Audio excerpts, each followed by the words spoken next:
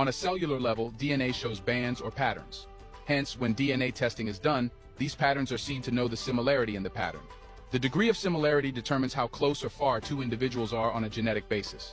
In 1998, when the National Academy of Science in China revealed the study's findings, the world was shocked. Nobody had expected that about 1/5 of the Chinese population would have genes similar to Black Africans. In other words, they had distinctive genes, showing the same pattern as that of Black Africans. It's clear genetic evidence that most people in China still carry genes that show they have genetic roots in Africa.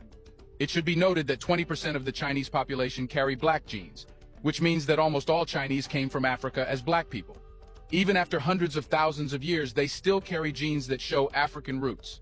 That's something striking. With time, due to interbreeding, the genes become submissive, and ultimately, they vanish. However, in this case, it's different. After thousands of years, Black genes still dominate and make up 20% of Chinese people. This simply means that Black genes have more survival chances and superior traits. That's why they have not been replaced. Let's continue now. Number 2. Archaeological evidence.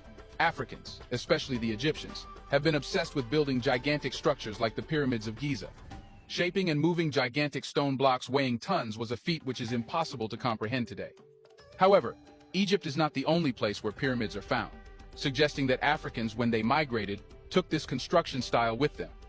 Since archaeologists say that Africa was where humans originated and migrated to other parts of the world, it might be true that the Chinese emperors and dynasties were the earliest manifestation of Black African roots. Today, there are about 100 pyramids in the city of Xi'an. These are the pyramids located at the mausoleum of the first Qin emperor, also known as the Terracotta Army. The mausoleum is located approximately 30 kilometers east of the city of Xi'an in Shanxi province.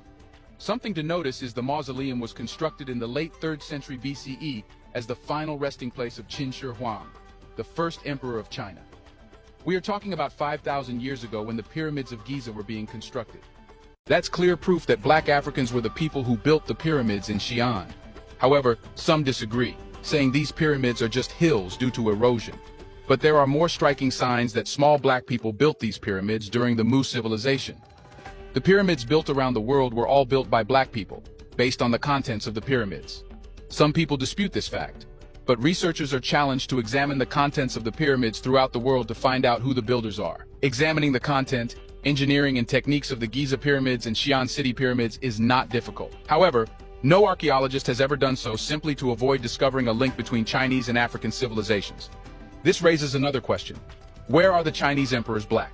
This question will be answered in the next piece of evidence we will tell you about. Number 3. China's first dynasty and emperors were Black. China's rich history includes the fact that its first dynasty and emperor, King Tu, were of Africoid or Black origins.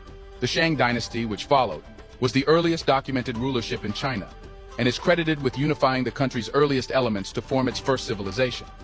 Under the Black dynasty, they were given the name Naqi, meaning black man in Chinese. Calling an emperor. Black man is not a coincidence and does not pass without reason. It simply suggests that the entire dynasty had Black roots. Fuxi, the legendary first Chinese emperor, was a woolly-haired Black man who is said to have established government, social institutions, and cultural inventions, including the Book of Change, which is one of the oldest and most revered systems of philosophy.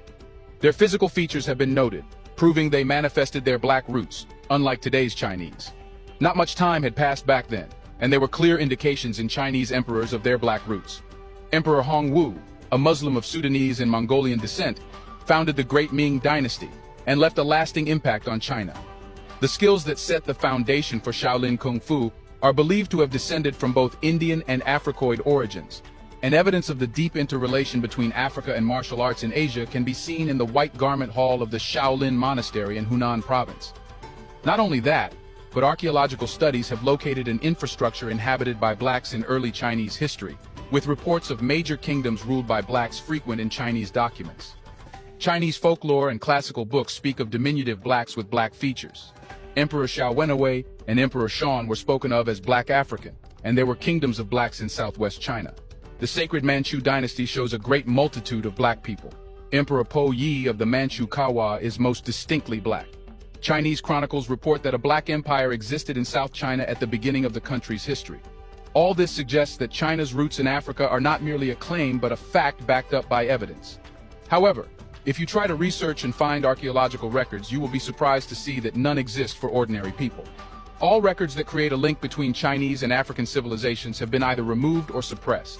Not only that, but even after the genetic evidence proving China's roots in Africa, some archaeologists are biased not to believe in the pyramids found in Xi'an City. However, they cannot deny it because if they did, they would have to prove that the pyramids are different, which in reality are not. You will find in no available history books that major contributors and even the establishment of the Chinese dynasties were black people. They just don't want that to spread. Black people did not come as conquerors or invaders, imposing their own culture on China. Rather, they were native Chinese having features similar to black Africans.